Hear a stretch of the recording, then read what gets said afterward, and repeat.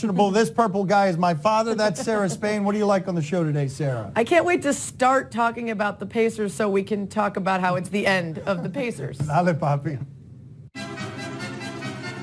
What was your biggest takeaway from the Seth Wickerman story on the Browns front office? Okay, it's Wickersham is his name, not Wickerman, but you can understand how the mistake gets made. Seth Wickersham, and you should know the name because no one should let him near your facility because he gets details that are amazing, well reported, and then you're looking around stunned because you can't believe what's more surprising, that the owner of the Browns is nuts or that porn was playing accidentally in the facility. So there are all sorts of great stories here, but there cannot be a detail greater than Jimmy Haslam walking around eating hard-boiled eggs and just leaving the shells everywhere for people. That is rich man tapestry. I am here for this owner being embarrassed because he's eggshell eating guy and leaves everyone in his wake in disregard. Yeah, first of all, Wickerman, I think, is a Nicolas Cage joint. Wickersham is the guy who wrote the story, which is great, not just because of the bit about the porn or the bit about Hugh Jackson using the F-bomb when he got fired. Get the F out of my office. It's about the ideas that were killed. This was the most fascinating part to me, is that of all the things that have gone wrong for the Browns, all the coaches and GMs and all the machinery that's moved around, it's the ideas that were proposed that never got given a chance to flourish. And that's why it's never worked, because he never, Haslam that is, never had the belief in anything long enough to see it out. And that's the fascinating thing to me about him still being in charge. And the only hope that you have as a Browns fan looking at this is that this draft, they did things a little bit differently. Haslam wasn't in there with his buddies. He was letting the people who are supposed to do their jobs do their jobs. Now you have to see if he's patient enough to let it ride long enough to see if it actually works. You know, we talk about the Browns so much. Why don't we go to the next story? You know, the Good Browns, idea from my father. Let's go to the next story.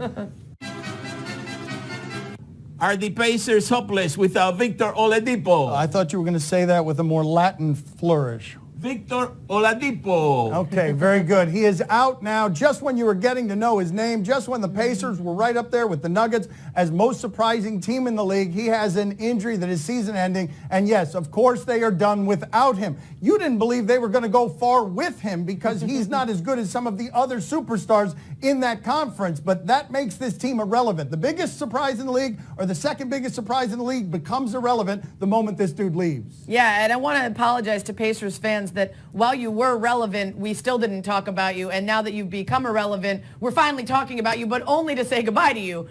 Although we never said hello, and that's the problem. And listen, are they done? Yeah, they're not going to win a playoff series against the best teams in the East. Are they still probably going to be better than the 6, 7, 8 teams? Sure. So enjoy the playoffs and your first round exit, I guess. So they need the shooting guard now, the Pacers? That's right. I know a guy that can help them right out, right away. Dwayne Wade. Oh, I'm again? telling you, Dad. he'll do great in Dad, Indiana. Dad, That's right. You're friends with the Miami Heat PR staff. They've asked me to ask you to stop doing that. But I'm just doing whatever is best for the Heat. Okay. Send Wade in there. He helped the Indiana Pacers, and the Heat, they'll do better. No? Most popular athlete in South Florida history, guy who got to the Miami Heat when LeBron got here. Does the running beer streak deserve more or less attention? Okay, we're getting into Wilt Chamberlain territory here with scoring unlike any that we have ever seen. And we're going to talk about it, but his team is a lesser version by a lot than it was last year. And the reason for it is he's getting so many of the shots that he's basically putting up these mutated numbers that Russell Westbrook put up when he was putting up triple-doubles every time as soon as Kevin Durant left. You can't have a usage rate like this and then not have a player like this. There are 7 or 8 guys in the NBA who could do this if they were being used this way. And it's a sloppy, efficient way to play basketball. And Mike D'Antoni must hate to watch it because it's a suffering of just dribble, dribble, dribble. He hasn't had an assist come to him on his last 250 points. 261, in fact, which is why it's so hard to decide whether we say something like, okay, he's doing Wilt Chamberlain things. And normally when we look at Wilt Chamberlain's stats, our excuse for why they don't count as the best ever is, oh, look at the time he was playing. And, okay, well, Harden's doing it right now in 2019. That's amazing, whether or not he's doing it with a version of basketball that's not really NBA basketball.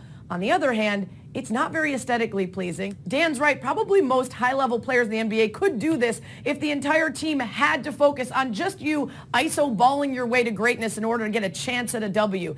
It's somewhere in the middle. It's amazing. It's also frustrating. Speaking of which, by the way, can we show that clip to the audience last night of one of the single strangest plays you will ever see? Look how mad Eric Gordon here is because P.J. Tucker here, nobody knows what's going on. I've never seen this before in basketball. I want to look again and again at how mad Eric Gordon and Mike D'Antoni are. Watch this.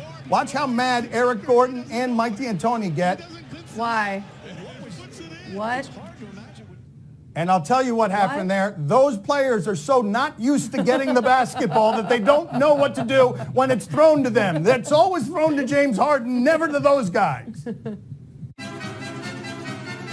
Are the Steelers smart to extend Big Ben? Okay, Big Ben, you may know, runs a bit like a skyscraper would for many years because his body isn't quite as finely honed as Tom Brady's. And here he is, 37 years old, and he threw more interceptions than anyone in the league, but he also threw for more passing yards than anyone in the league. And he's still got a good receiver, and he's still got pinpoint as a skill set. But the way these guys decline is the interceptions, the sloppiness. In this game today, the great ones are not getting intercepted. So when you throw 40 times a game and you get intercepted as much as him, that's exactly how Ben Roethlisberger is going to age. Yeah, there's part of me that says, why not just try to start a rebuild now? You've already lost 2 of your 3 best players. Everything's kind of a mess. But at the same time, if you're the Steelers and you look at losing those 2 guys, maybe you want to hang on to the big superstar quarterback as long as you can for a couple more years. If you sign him now, if you extend him now, it frees up some money to sign another wide receiver to replace Antonio Brown. You get in before that big bonus he's due in March, and you can move money around in order to lessen the pain of whatever comes next year when you don't have Le'Veon Bell or Antonio Brown. On the other hand, he keeps saying he's about to retire, so good luck. Coming up next on Highly Questionable. You know what I love about Poppy? Poppy say your name twice, so you know it's nice. He said, Dion, Dion. He never says no one once. I like that about Poppy. Dion. My son's TV show is brought to you by Edward Jones, because understanding what is important to you. Joining us at the bench today, Deion Sanders. One of the best to ever do it, whether it's talking or playing. Deion's Double Play debuts on ESPN January 31st. Can't talk to this guy enough. Let's get to it. Deion, was there a time in your youth at any point where Deion Sanders was shy? Because I know you were respectful. I know you wouldn't talk back to anybody. When was that period?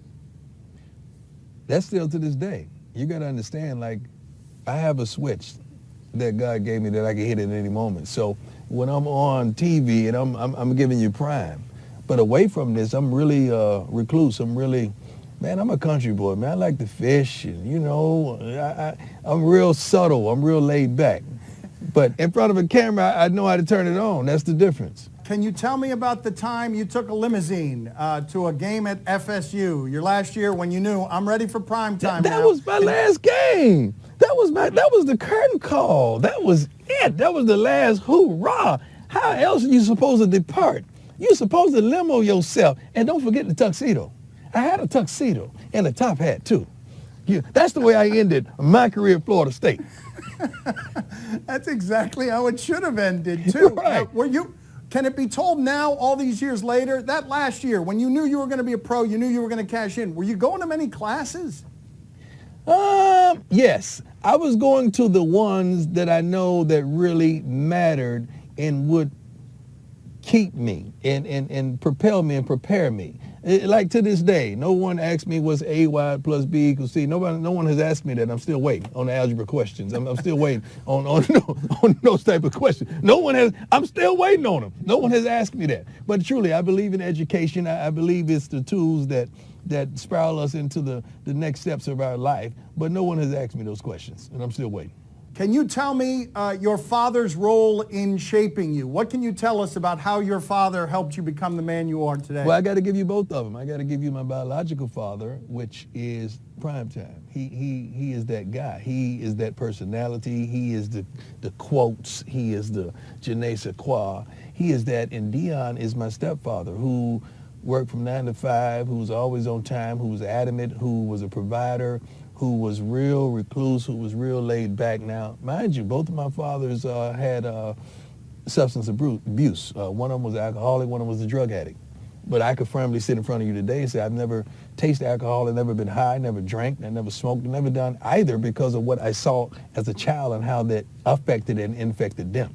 So they played a major role in my life, good and bad. And they were great men. They were great men that loved me to life. What can you tell me about how you were affected, infected by that as a child? Just the consistency. It's hard to have those things that disable you and be consistent. And you got to understand, man, I was a kid that my mother worked her butt off. She worked 2 jobs, so she never saw me play ball. My mother never saw me play one game of baseball, football, or all-star basketball game was the only thing she saw me play in high school. So now you understand the self-proclamation. Now you understand the self-hype, the self-motivation. Because I had to hype myself. There wasn't no one there watching me, man. Not a soul. Not except for the homeboys and the homies and the girls that I was pursuing in high school, but no one was there to root me on. Now in college, my mama made every game she could, but in high school, never once saw me play. People don't understand how hard you work, Dion. They think it's just gifted athlete stuff. They are not aware, I don't believe, that you were a worker. You were studying film. You might not know a wide receiver's name because you didn't care, because you were confident in your ability, but it's not like anybody was studying a lot more film than you were. Right. It's so funny because this 30 for 30 that's going to premiere Super Bowl week, Super Bowl Thursday, I get on a jet and I'm getting ready to go play against the Miami Dolphins. And if you miss it, you can't blink your eyes. But I'm sitting up there with a little VHS recorder that I always took with me everywhere. And I'm watching the Dolphins in the wee hours of the morning because that was the first time I got a chance to have a glimpse of them and prepare for that game to play against, you know, Duper and Clayton and those guys and that more, man. So I studied my butt off, man. I wanted to not just be great. I wanted to be the best ever. I mean, ever. And that came with preparation and work ethic. But I saw that. I saw that from my mama, and I saw that from my stepfather. I saw a work ethic that was undeniable.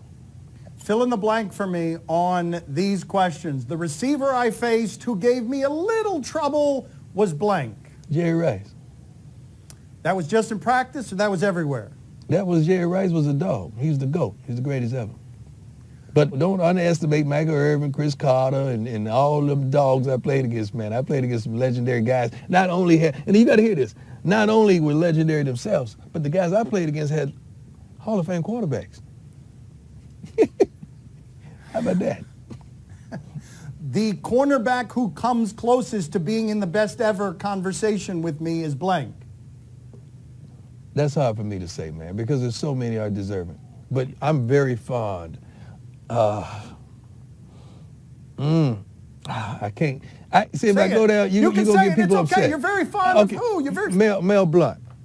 Mel Blount. You're allowed to be fond of him. What happened? Yeah, you don't want to insult but you got to else? understand there was Night Train Lane. There was other guys that shaped this era and shaped the generation. I mean, Lester Hayes, Mike Hayes. I mean, it was guys. Everson Wall. It was guys that put it down that I adored.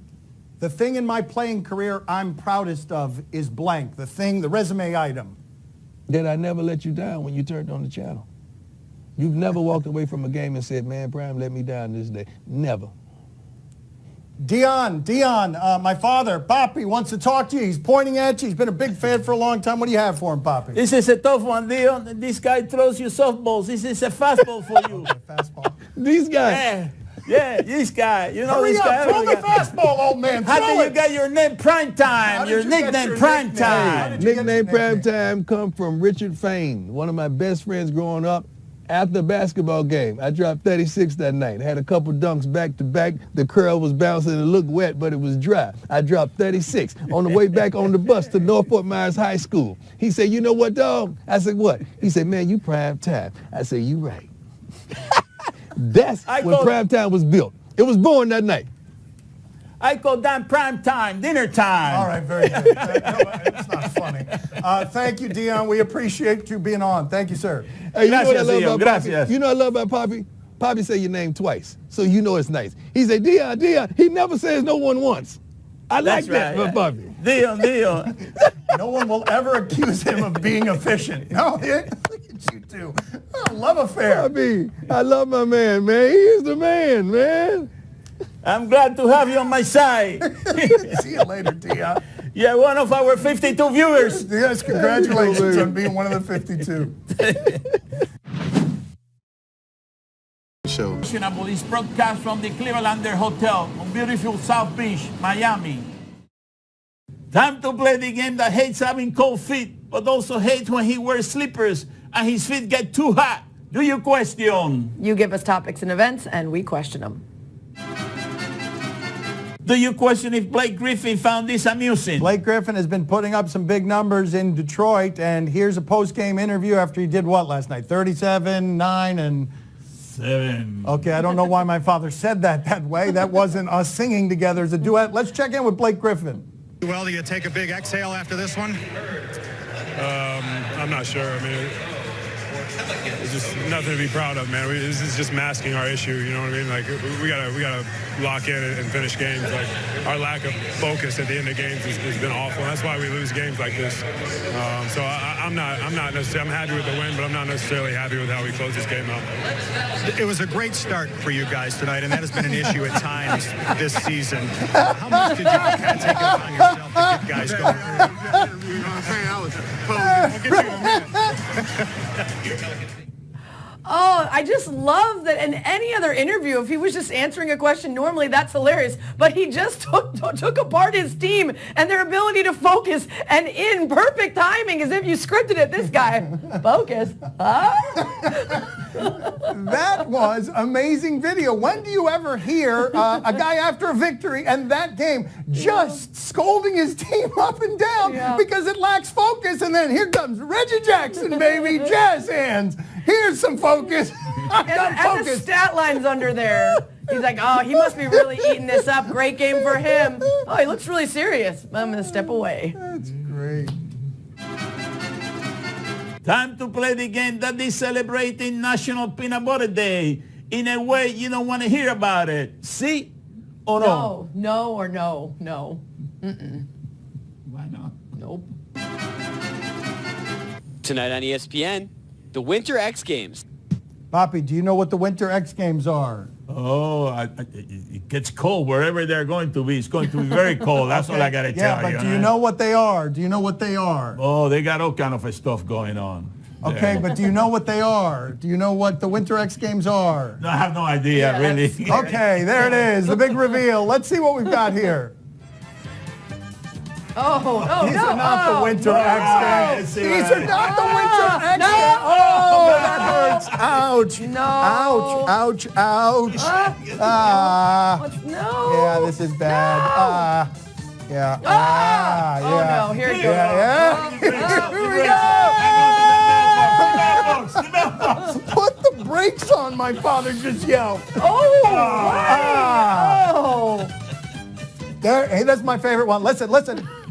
There it is. Bang. Sarah, are you intrigued?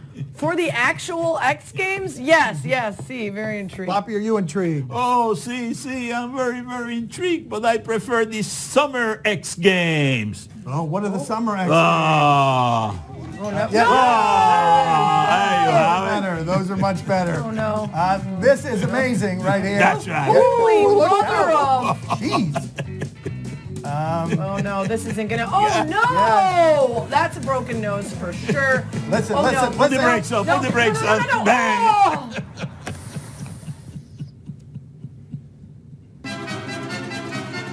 Tonight on ESPN, the Pro Bowl skills competition.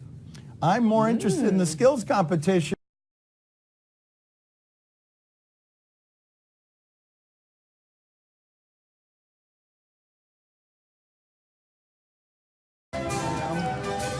What?